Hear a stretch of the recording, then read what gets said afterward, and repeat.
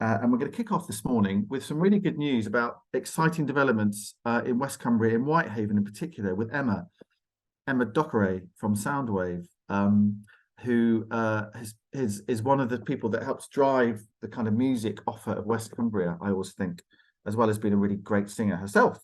And we've got a slide that we're going to share, Emma, which you sent through, which Amy's going to share shortly. And I know that Jodie also has a sort of stake in this story as well, because of the development idea that's going on. So, Emma, do you want to talk about what's on the horizon for Soundwave, and then maybe Jodie, if you want to chip in at all, then feel free to do so. But over to you, Emma, to tell us what's going on with Soundwave. Great, thank you. Yeah, I was chuffed when I saw Jodie come on. I was like, yes, Jodie can say something too. Yeah, so we, if people don't know what Soundwave is, we're a music charity based in West Cumbria. We used to be based in Allerdale for quite a long time, in a space behind the Theatre Royal there, and before that, in the Carnegie. And we've recently moved to Whitehaven, to be closer to Beck, who is an organisation that we're partnering with on lots of exciting things that are coming up for us. So basically, we are hoping to have an arts and music centre built in Whitehaven Town Centre in 2024.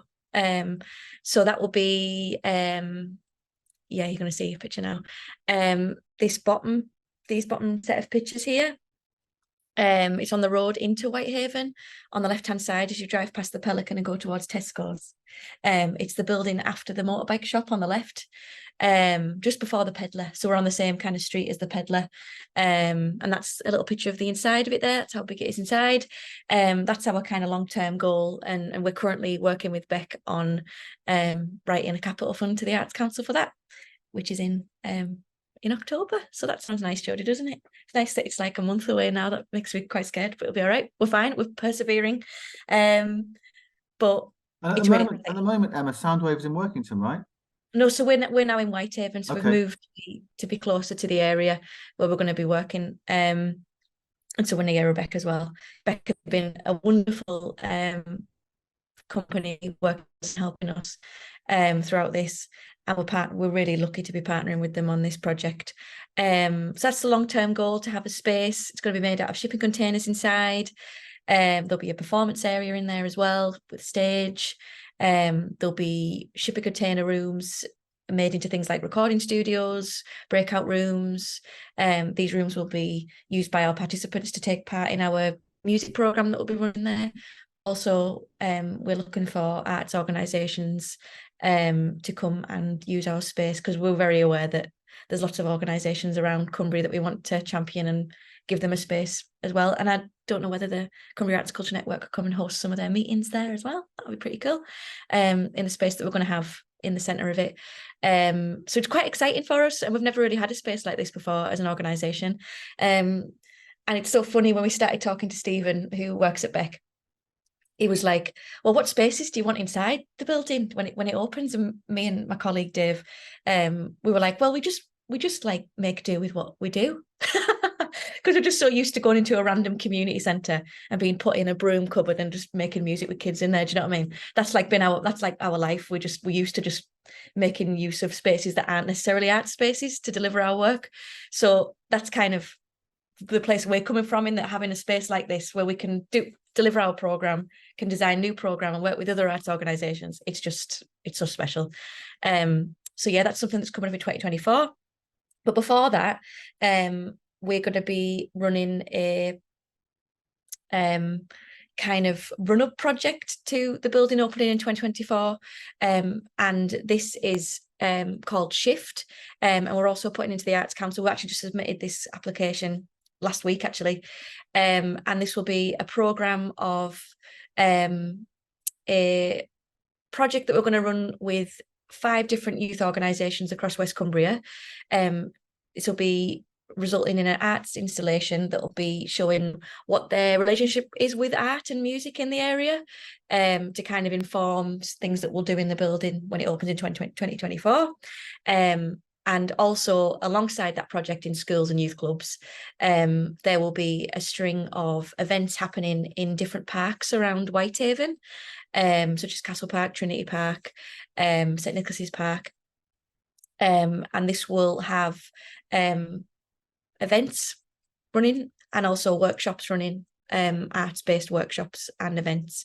And this is all about getting the community involved and getting them getting their say in terms of what they want the building to have inside and what kind of things they'd like to do, because we're aware that some people don't know what they don't know, and it's our way to kind of, in the lead up to having a building that people can go into, them getting used to these events happening, us being around, them taking part in our choirs, our drumming groups.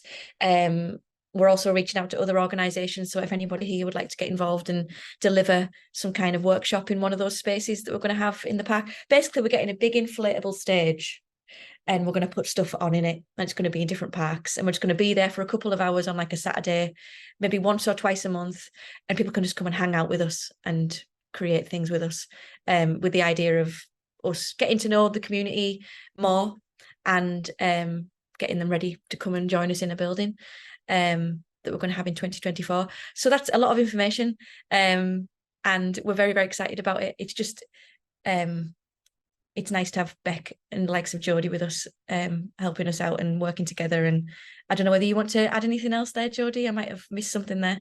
I don't think so. I think you covered it all really well. If anybody doesn't know who Beck are, I didn't really know who they were until I started working here, but they're referred to as like a property developer and property manager that operate like profit for purpose. So any profits from their estates portfolio, which includes Westlake Science Park and Blancathra Business Park, are reinvested into sort of community regeneration projects in West Cumbria. So one of the more recent ones was the bus station redevelopment, which includes Barclays Eagle Labs and the Pedlar Restaurant.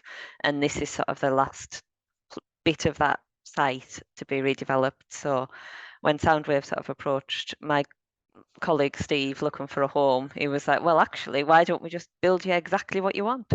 And it spiraled from there. So at the moment we are working on the Arts Council application, so I will disappear shortly because I've got another meeting about that application. Me too. I'd just sort of put a play out, if anybody's got any bright ideas about where we might get some cash match from for Arts Council, fire it our way, because any suggestions are welcome. So is all this development dependent on getting money from the Arts Council? Yeah. Okay, well, how much money are we talking about? About, we can do it for 600,000. Okay, so quite a big chunk then. Mm. Yeah, because obviously the Arts Council has a landscape across Cumbria that lots of people here will have insight into. Yeah. So we're looking, the match we're looking for is if we can get about 20,000 match, that'll be helpful. But we've got some ideas, but just if anybody has any sort of like, this is somebody that you'll have never thought of, look at these people, that'd be brilliant. Okay. And it's an art form and a skill to fill out an Arts Council application funding form, is it not? That is a learning thing for us both, I think, isn't it, Emma? Are you doing it yourselves, or are you looking for help from elsewhere to do that, or are you doing that yourselves? We're doing it ourselves. Okay, all right.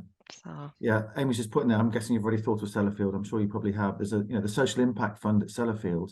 Yes, helps sustain this network, for example. Yeah. And I would have thought, but people living and working in Whitehaven must be used to having relationships with Sellafield and having their fingers in lots of pies that they can get into there. So Emma, do you reckon realistically this building will be open by the end of next year? That is the one, yeah. Okay. So I'm going to say it with my chest. I'm going to say yes, it will be. Fantastic. If we get the funding, it should, barring any unforeseen complications, be a relatively quick build, because that's the purpose of using the shipping containers for the interior. Because when we take the old roof off, they can be dropped in, and then the second floor is made of like timber stud walls. So once we've got the money, it'll roll quite quickly, and it's not sort of complicated. We're not having to put new foundations in. It's not a lot of structural work beyond putting the new roof on but dropping the stuff in before that goes on. Okay. Anyone got any questions for either Emma or Jodie about this? Sounds very exciting and absolutely what's needed. And Thank how you. marvelous to be able to go through this process. Although I do know how difficult it is. So you have my sympathy as well. Yeah, and thank you for the offer in the the chat, Right. Kate. I'll be taking you up on that. I think it sounds really exciting, and also what's really exciting is the fact that you're not having to fit what you want to do into the space that's available. So you've got the opportunity to create the space, which will then inform what you do. And I'm just fingers crossed for you. Thank you. Right. Yeah. Thank you, everyone. I'm sorry, I will have to disappear because Yeah, we've got. good luck with your meeting, and nice to yeah. hear about it. And keep us informed, Emma, as with progress as well. Yeah. Kate, see you all soon. Thank you. Thank Bye. you. See you. Bye bye. Lovely. Well, that's exciting. I mean, absolutely, we want to hold a meeting in there. And I think whenever some new facility opens in Cumbria, the important thing is to get people to come along and see it and use it for various different reasons. The next quarterly meeting for this organisation, which Kate will mention a bit more towards the end, is going to be at the brewery in Kendal on October the 11th. That's be the next face-to-face meeting. But whenever a new venue like that opens or is on the drawing boards, absolutely want to get down there and use it and see what it's all about. Right, we're going to talk about. I'm going to come to you now, Paul, to just mention the Wainwright Prize, if I may. And then after that, we're going to hear from Sarah Smout, who is a beautiful cellist, singer, songwriter, musician, and we're going to play a song that Sarah has written as well and find out about that and how it fitted into a recent project that Harriet and Rob were involved in. But first of all, it's great to see Paul Scully here. Paul helps run the book bit of the Kendal Mountain Festival, amongst many other things as well. And part of that whole kind of menagerie of stuff is the Wainwright Prize, which is coming up in a couple of weeks' time. So Paul, tell us a bit more about the Wainwright Prize. Come off mute, first of all. Come off mute, Paul. Come off mute. Otherwise, it'll be very quiet. Off you go. The Wainwright Prize celebrates its 10th year. And for the first time, they're opening it up to the public. And we're going to do a whole day, a series of events with the authors that have been shortlisted. And it's great for Kendal and the surrounds because it's the first time it's actually come up north. So Wainwright has come home, as it were. And it's a whole day. It's got a children's award, a nature book award, and a conservation book award. And we're delighted that we're hosting it with the Wainwright Prize and James Cropper. So yeah, tickets are on sale. We want to try and get as many people there as possible. All the shortlisted authors, bar one, are going to be attending. So that's 18. There's previous winners turning up. There's judges, celebrity judges. So it's a great day, and it's all happening at the Brewery Arts Centre. So it's September the 14th. Does clash with the second day of the Westmoreland County show, but that's how it is. So we're hoping a lot of people, but it's the first time people can attend this award, which is great. Like the public can attend it. So it should be very special. Should be very special indeed. It usually rains for the Westmoreland show, doesn't it? So probably people will be scuttling for an indoor venue somewhere. Yeah. And then the Kendal Mountain Festival, which is in November. Paul, just give us a little preview of that. Yeah, we'll 200 speakers. We're predominantly a film festival, so we've got over 150 films we'll be screening. We have music, gigs, rave parties. We got the whole lot in 4 days in November. So tickets are selling really well. So that's nice that there's an appetite to attend events. And from my point of view, from the book side, we've got 35 events, and I'm really looking forward to it. So we've got musical gigs as well, which is the first time I've ever gone into that kind of thing, but it's very exciting. So that's 16th to the 19th of November. There's something normally in Crow Park, isn't there? I think. Is that right? I'm getting mixed up. Yeah, that's another festival altogether. It's the wrong festival. Yeah, sorry about that. All began with a K. How do you make all this work, Paul? How what's the funding situation? How do you make, for example, these things? Is it outside funding? Is it all tickets? So most of pretty much, we do get some money from the council, etc. But most of it, 90% of it, is from brand sponsorship. So we have over 65 brands that come to the festival. Some are major partners and some are support partners. But the majority of the funding for the cash flow throughout the year comes from the sponsorship from the brands. Because what's happening now is that a lot of companies used to go to these big trade shows on the continent to show off their new stuff. what these outdoor brands want now is just, it's basically straight to the public. So they look at Kendal Mountain Festivals as a way to do that. So if you've been, we have a massive base camp on Abbott Hall Field, and it has, you know, it has 30 brands in there, and they're all showing off their stuff. So our main funding comes from sponsorship. Okay, Which, all right. which works. So that's a whole relationship management sort of job in itself, isn't it? With all those different huge, sponsors. yeah. Yeah. it's huge. Is that part of what you do as well? Yeah. We're all involved in different brands. Me more with publishers and kind of bookish brands. But yeah, it's a big job throughout the year. A lot of schmoozing. A lot of schmoozing, yeah. And with the reopened Abbott Hall, you're doing something with the Julie Brooke exhibition, are you? Or yeah, so this ticket hasn't gone on sale yet, but we've literally just confirmed it with Abbott Hall. Julie Brooke's going to be in conversation with Robert Macfarlane. They're best of friends, you know, the writer Robert Macfarlane, and it's going to be kind of an exclusive event. The museum would have closed down. We're going to have a 45-minute talk, but then we're going to have anyone who comes, there's an exclusive tour by Julie throughout the whole gallery. So it's a nice way of just collaborating us with Abbott Hall Gallery, which is great. You know, it's just, it should be a really lovely event. And that's on the Friday, the 17th. Yeah, great. Yeah. Okay. That sounds terrific. Good luck with that. And great to hear the tickets are selling well, because again, a bit of a vibe I find sometimes talking to people is that people are buying tickets, but right at the last minute for a lot of these events.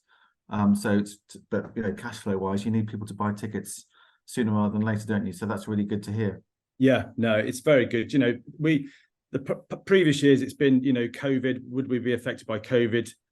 There is still a lot of the COVID around, but there's also the kind of living cost as well. So we thought, but luckily we're in the third week of November, which is in between any holidays, and so that time just seems to work for us, which it's great. And there's no one on the fells because it's normally dull and grey, so they come to watch films and speaker events. So I think it's looking good. It's encouraging. Excellent. And Harriet is just asking, when do the tickets for Julie Brooke and Robert Macfarlane go on sale? That is, would you believe, all I'm waiting to be confirmed is the bar is available that night. So which it has to be. So it should be Monday or Tuesday next week. Okay. Virginia asking as well. Otherwise it's bring your own bottle. Yeah.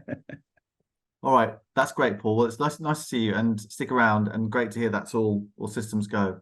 Yeah, thanks for giving me the airtime. That's great. Pleasure. That's brilliant. Really important to talk about this stuff, and it's kind of good to hear that there's a good collaboration going on in Kendal, not Keswick. You know, because this, you know, we all need to scratch each other's backs, I think, from time to time to make this stuff work, and that's a really good example of it, of what you're doing with the Abbott Hall. Thank you. Well, let's hear. I know Sarah Smout is with us as well. Sarah, where do you live, Sarah? Is it south of Cumbria? I couldn't remember. I'm in Yorkshire. Near Yorkshire. Okay. So Feel like an imposter. No, you're not the only imposter this morning. George imposts from somewhere in Scotland most weeks, so you know we forgive him as well. It's great to have you here, Sarah. Sarah is, as I said, a musician, a cellist, singer, songwriter. And I came across her work when I was at Harriet and Rob's wonderful Watershed exhibition project, all about the Ullswater Valley, which was at Glenridding Village Hall earlier this summer. So why don't I ask Harriet and or Rob just to quickly sort of say what that was about, and then Sarah, bring you into the conversation, and we'll talk a bit about how you got involved and also your other work as well. And then we've got the song, your beautiful song, and the lyrics as well that people can follow. So Harriet and Rob, either of you, do you want to just give us a little bit of context about what the Watershed exhibition was about, first of all? Thanks, Tom. Yeah, I'll share about that. Yeah. And I'm so pleased that Sarah, you're here and we get to hear your song again. That's great. So the Watershed exhibition that you came to see at the end of July was the result of around 5 or 6 months of work by 5 different artists, and Sarah was one of them.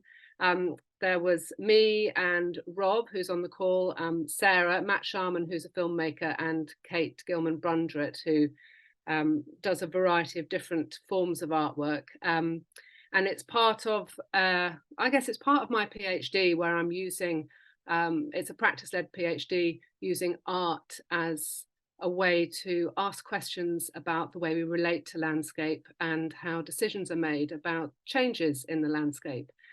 So each of us 5 artists went and met 5 different people in the Ullswater Valley, and we spanned NGOs, landscape or management organisations, farmers, ecologists, people who worked in the tourism industry or literature. We had quite a big range of nearly 30 people, and a series of events leading up to the final exhibition where we shared our individual pieces of work. And what Sarah's going to share is her music as a musician. I wrote a series of poems and did some installation work, and Rob did photography. Matt, as I've said, shared a film, and Kate made quite a big installation piece, and we were reflecting on multiple perspectives of place. And one of the key things about this project was bringing people together in the same room in the village hall, which we did at the beginning of the project and at the end of the project. So a lot of the conversations were around different decisions about land use, how change is happening, how one neighbour affects another. Yeah, it's very exciting. It's an ongoing process, and that is now feeding into the next stage. So I'll be doing this work for the next 2 years. How's the PhD going, Harriet? It's going really well, because I've just had a break and done nothing for a month. But I've had a breakthrough, so I'm smiling again about it. Last time you asked me about that, I just shut you down, I think. But I'm open to it now. So it's good. And it's been a real privilege to be able to have the capacity to invite other artists to take place. And I got funding through the UK RI fund for that. So it's been wonderful, and it's really dynamic to have music as part of the conversation. Feed beautifully to Sarah Smout. Sarah, tell us a bit about yourself, and then perhaps about how you got involved and what your artistic thinking was about getting involved in the Watershed project. Sure, yeah. Thanks for having me on. So about me, well, I've been a musician in the sort of folk and roots scene for quite a long time now. And more recently, I've been sort of focusing on my passion for the environment. And that has led me to work on projects like this, like the Watershed project, because, yeah, I really love projects that actually bring the artist or the art into the landscape. I did a bit of a crazy journey to Iceland a few years ago by boat via Orkney, Shetland and the Faroes. And it was done on purpose because as a touring musician, like I spent 10, 15 years just touring around, jumping on planes, spending endless hours in tin cans on motorways. And then COVID happened. And actually it was quite a sort of, it was well timed for me because I was wanting to change things up a bit anyway. And this journey to Iceland really sort of spurred me into that new sphere of thinking as an environmental artist with a bit more of a researching mindset. So yeah, this journey to Iceland was done like that, via land and sea, on purpose, to go slowly, to listen, to collect, to make field recordings, meet local people, actually take in the places that I was visiting. It was actually horrendous, the journey.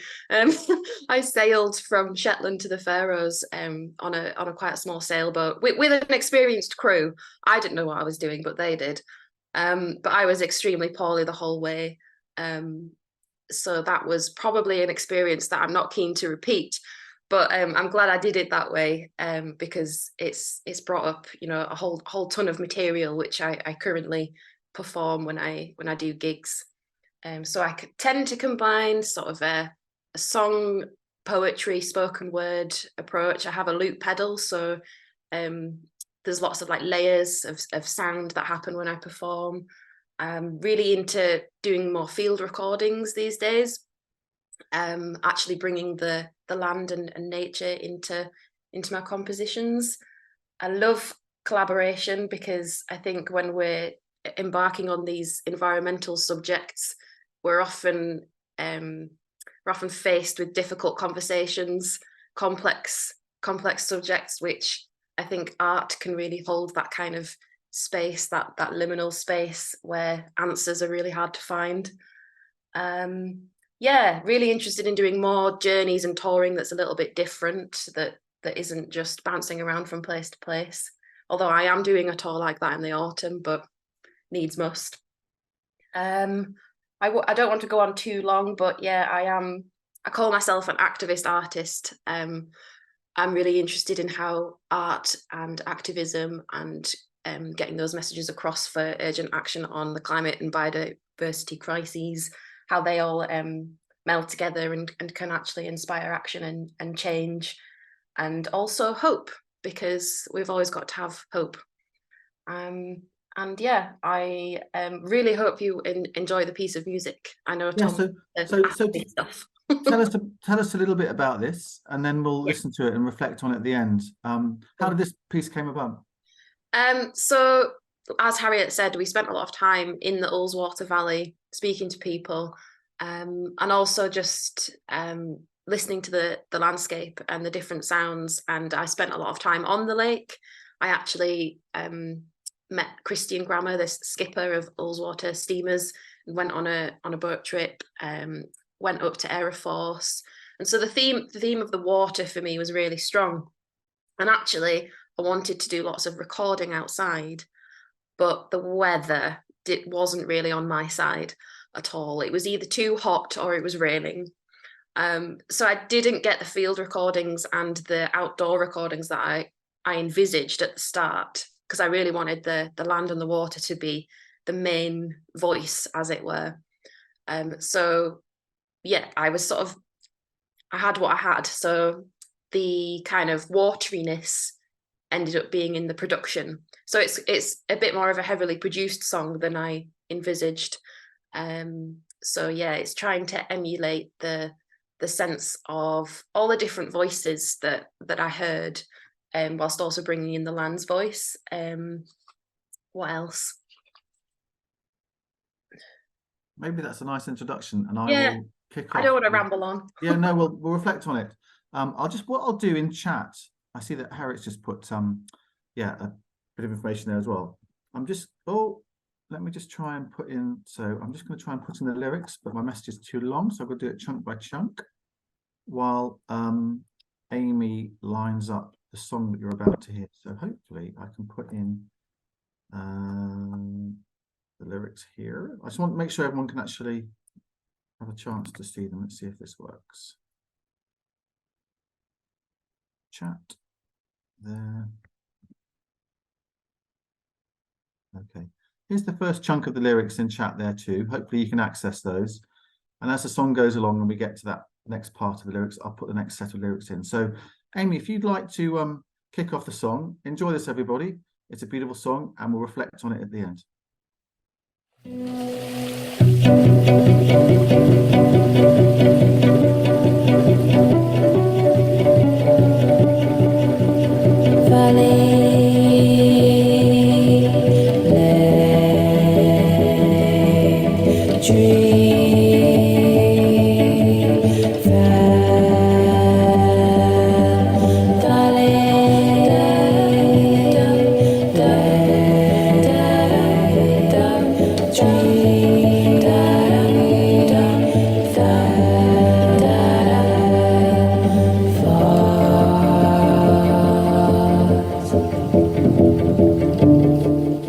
There's knocking at the door. It's time to let the land in. The land in. The land in.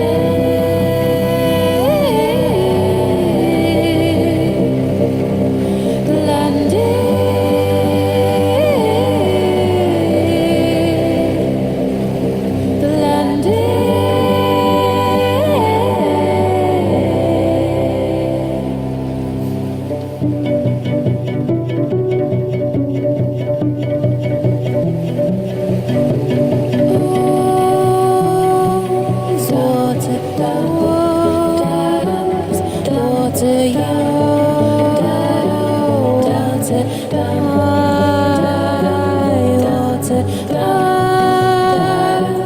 Shadow for a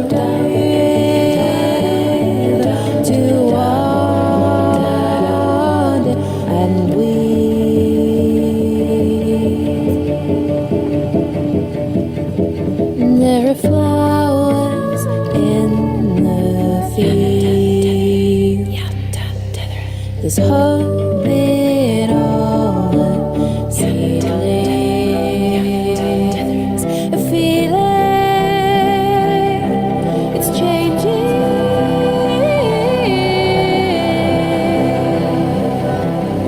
The wonders in the dance swing.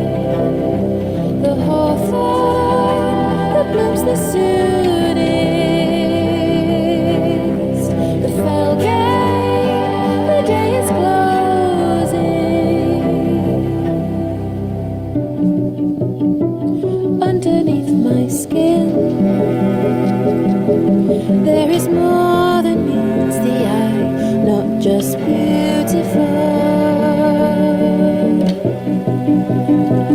We are kith and kin to the veterans and the martyrs, the yellow rattle seas, hefted from the storm.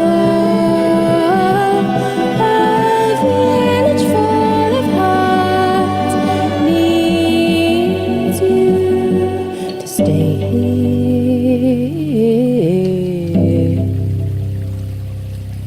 to love here.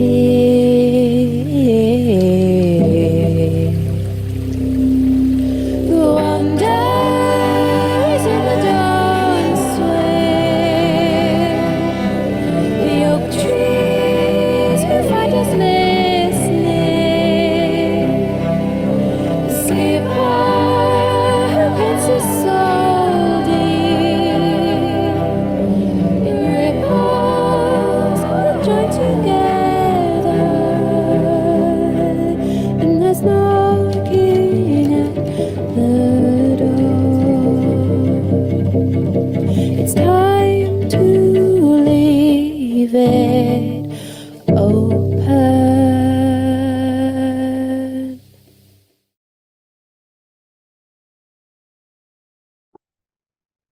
Well, there's lots of virtual applause going on there, Sarah. I'm going to take my mute off and give you the sound of my hands clapping. It's a beautiful, beautiful song. Thank you. I like lots of it. Where do you think, what were you trying to leave people with an impression of with those words? It's a really good question. I think the tricky thing about this project was because I was going in as a researcher and a listener, and so I didn't want to bring too much of my opinion or my perspective into the song, which is quite unusual when you're writing a song because it's such a personal thing to do. So I felt like I had the job of representing lots of different voices, and like I said before, just lots of listening. So what I had was tons of notes all over my studio wall of all the interviews and things that people had said. So I was trying to absorb their words as much as possible, and also constantly have that like bedrock feeling of the land, the valley, the lake at the center, because in all the interviews, though they were from different perspectives and different people who had different sort of roles or ways of being in the Ullswater Valley, they said a lot of similar things actually in the end. And so I hooked onto some of those that were similar, which were really like the nub of the song, which is like the wonder of the valley, which is in the chorus. So celebrating it, whilst also really, I suppose, still honouring how fragile it is as well, and that you can have both. Makes sense to me. As Amy says, your voice complementing the music so well, it kind of adds to the sort of sound of fragility, and all that water sound in the background absolutely takes you outdoors, absolutely takes you into the Ullswater Valley, and gives it a lovely outdoors context as well. Thank you so much. Harriet. Is it okay for me to just come in quickly? Of course it is. Thank you, Sarah. Lovely to hear that again. I'm not sure if you said before you played it that when we had the opening night for the exhibition, everybody that we had collectively worked with and had contributed their thoughts and had conversations with us came into the hall, and Sarah performed an acoustic version of this, which was absolutely beautiful. And Matt shared his film and I shared some poetry. And your question about what Sarah wanted people to get from this, largely what kind of happened in that room when the community had taken part, experienced their own reflections and what they'd shared coming back to them through Sarah's music, but also through the other work was something that was really special. And in many ways, the artwork was for them or for that kind of conversation to continue. And so I feel as if Sarah's music's got more than one place to be, and it's had more than one life already because it's been in these different situations. So I don't know if that makes sense to you, Sarah, but the themes that Sarah picked up on, we all picked up on in different ways, and they kind of resonated within the room, within the people that were there. So it was really special. Absolutely, yeah. It was actually, I've never done a project like that where I've showcased a piece of work in a room that's inspired by the people in the room. And as I was playing my song, I was looking around and Christian was sat right in front of me. And there I am singing about him. It felt like it felt like a gift to them. And it seemed to have a really, I don't know, that I said to you, Harriet, didn't I, that there was a sense of everyone walking around the exhibition of like pride, like this is our valley. There was like such a strong identity in all the artwork and the people that were there. Sounds like a very special evening. Rob, did you want to come in there? Yeah, just briefly, thanks, Tom. Really nice to hear that again, Sarah. It's worth noting that Sarah and I are trying to get together, line up our diaries to create a small film of Sarah recording the piece in the Ullswater Valley.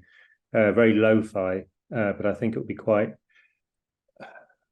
almost beholden on us, basically, to record that piece with the cello sound in the valley of the song that's made from the place. So we're going to try and make that happen sometime before the winter comes. I think would be a good time, and before Sarah starts on a tour. You know, if we can make that happen, that'd be great. Also, the 3 days that the exhibition was on in the Ullswater Village Hall, we had over 300 people come through the door, and the conversations were great. You know, people seeing all these artworks that were inspired by place, in the place, and it was some really in-depth conversations. Harry and I took our laptops. We stayed there for the 3 days thinking we could do some work, you know, mostly while we were sat in this empty exhibition hall. Had none of it. You know, there's just the amount of people that came through the door and just engaged in conversations about what we were doing and why it mattered.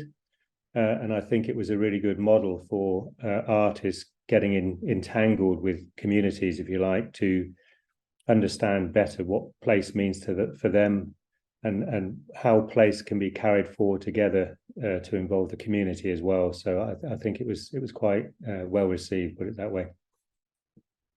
Thank you, Rob. Well, thank you, Sarah, for sharing that with us. It's just lovely to share some art on this call as well. Sometimes technology gets in the way, but that just about worked, I think. And lovely to hear that. By the way, there was I was just in the car yesterday and I was listening to Great Lives on Radio 4, and there was a fantastic edition. It was Chris Watson, who's the pretty famous outdoor recording person based in Bristol, talking about a German guy called Ludwig Koch, who was one of the first ever outdoor nature sound recordists, and it's got some amazing recording. I really recommend it to you, the edition of Great Lives that was on Radio 4 yesterday. Chris Watson, who's a great man in himself as an outdoor sound recordist, talking about this slightly crazy German called Ludwig Koch, who was a pioneer of outdoor recordings. Really, really interesting listen. Thank you, Sarah. Thank you, Harriet. Thank you, Rob. That was fascinating. I'm so glad I got a chance to see the exhibition as well. It's almost 10:20. We're just going to spend the last few minutes of this call looking ahead to one or two things coming up on the calendar for the network, including the next face-to-face quarterly meeting taking place in Kendal. So, Kate, if you'd like to pick up, and also we're going to have a little chance to look at the website as well, which has got some lovely new images on it too. So, Kate, do you want to pick up? yeah, the next quarterly meeting is at Brewery on the 11th of October from 9:30 until sort of 2ish. It's free of charge. It's open to everyone who wants to come.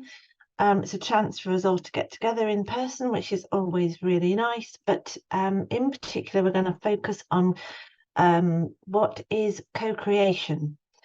We decided to talk about that because it's a phrase, it's a word that's bandied around quite a lot, but I wonder whether we really understand what it means, or whether it means different things to different people and different things to different parts of the culture sector. So we're going to talk about co-creation. Among other people, we have Sam Hunt and Kieran Sheehan from the West Cumbria Creative People and Places. We are here. They are relatively new in Places co-directors, and this is very much their territory, and they're brilliant. So that will be one good reason to come along and meet Kieran and Sam and hear about what they think of co-creation, what they think it means. There'll be a range of other speakers as well, and we're just sort of slotting everybody into place. Someone from Beamish is coming across as well, aren't they, Kate? Yeah, Helen Barker, who is the Assistant Director of Beamish. Specifically, her job is about collections and what they call remaking Beamish. So the work that they have done in recent years to involve more people in the way that Beamish is presented and the work that they do there. And she's great. And then there'll be lots of other people from Cumbria talking about the work that they do, but it's also a chance for us all to talk to each other about what co-creation is and why it matters. So there'll be lunch, obviously. We wouldn't do it without lunch. The link there is in the chat. So they're already booking really well. So please do sign up. 5 or 6 weeks to go. It's good stuff. And then in addition to that, a few other dates for your diary. If I just find the dates, there we go. You may or may not know that we've relatively recently started to do what we're calling sectoral gatherings. That means we're bringing people together according to what they do within the culture sector. So we have one online gathering which is about visual arts and crafts, one that's for musicians, and one that's for theatre and spoken word. We've had one gathering for each of those groups, and the second ones are now scheduled, and you will find in the newsletter links to go onto Eventbrite and book yourselves onto those if you want to. So the visual arts and crafts one is on the 14th of September from 6:30 to 8:30 on Zoom, and that one is led by Al Critchlow and Eleanor Cheney, who some of you will know. The music one is led by Gilly Jarman and Dave Camlin. That's on the 21st of September at 3:30. And then the theatre and spoken word session is the 27th of September from 6:30 to 8:30. And that one is going to be led by Liz Stevenson and Stefan Escreet. So these sessions have all gone really well the first time, and this is about sort of picking up those conversations and keeping them going. I'm about to say yes, Virginia. It's absolutely our intention that we keep expanding the range of sessions that we have, and dance, I think, should be the next one that we bring together. After that, I also want to do one for people working in museums and heritage sites as well. So, Virginia, did you just want to come in? Yes. So in the 1970s, yes, we moved heaven and earth to get a dance panel on the Arts Council. And here we are 50 years later, and we have to keep starting again and doing it again. It's very annoying. Yeah, I understand that there are fewer dancers, but that doesn't mean to say that clearly you don't count. And I think there are some obvious people to go to help us lead the next session. So it's all part of a grand plan to roll out more and more groups to keep this network relevant to as many people as possible and allow people to sort of deepen their relationships with people who are working in the same field as them. So I think there could be a ukulele sector workshop gathering on the cards as well, couldn't there be? Maybe. Be popular. Yeah, very popular. It would go on for hours, no doubt, as well. But the museum sector gathering, that's another one that I'd like to roll out as well. So yeah, it's all part of a plan as we kind of grow what the network can offer. So yeah, there's lots more of that to come, more news on the horizon that we can tell you about soon, but I think that's about it from me. Thank you, Kate. All sounds exciting. Looking forward to that quarterly at the brewery on October the 11th. Normally about sort of 50 people come to that, so if you want to come to that, do sign up. And I think, Amy, you were going to share with us just a bit of a refresh of the website as well.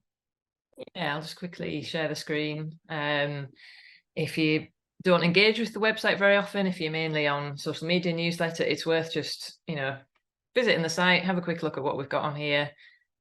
We've just updated the lovely homepage images there from some of our lovely people that engage in the network. This one's from Art Gene, from Maddie, from one of their installations. This lovely one is from Theatre by the Lake. That's 39 Steps production, which I think is still on. I'm not sure, but it sounds like it's gone down well. And this one was from Tully House, from the wonderful mural that they've had painted, or street art, I suppose you could call it. So yeah, it was just to highlight that we've updated the images. We've also, we put a call out to everyone in the newsletter, and we've still to update these images at the bottom. So there'll be some lovely new images coming, and you can still keep them coming. In particular, we're actually a bit short of images of people's individual artwork like these. So if anyone's got some pictures of your own artwork, it'd be lovely to showcase those. So just send them to me. It's hello@cacn.co.uk. And as I say, don't forget just to look at the website, and we've got things like the opportunities. Some people get confused and think that they can log in and put opportunities on themselves. You can't, but you can send them to me and I'll put the opportunities on for you.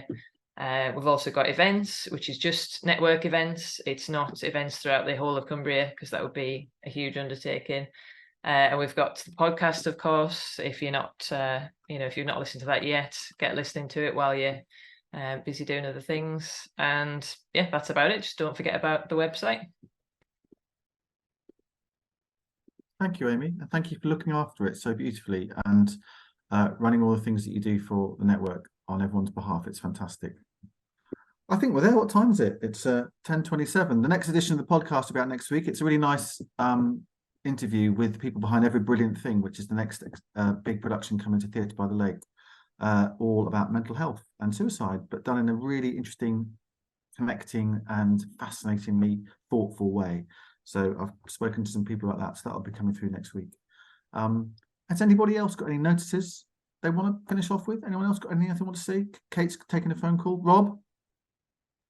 Yeah, just briefly, I put it in chat, but Sarah is playing a concert in Ambleside at the university campus on December the 2nd, being organised by the Royal Geographical Society.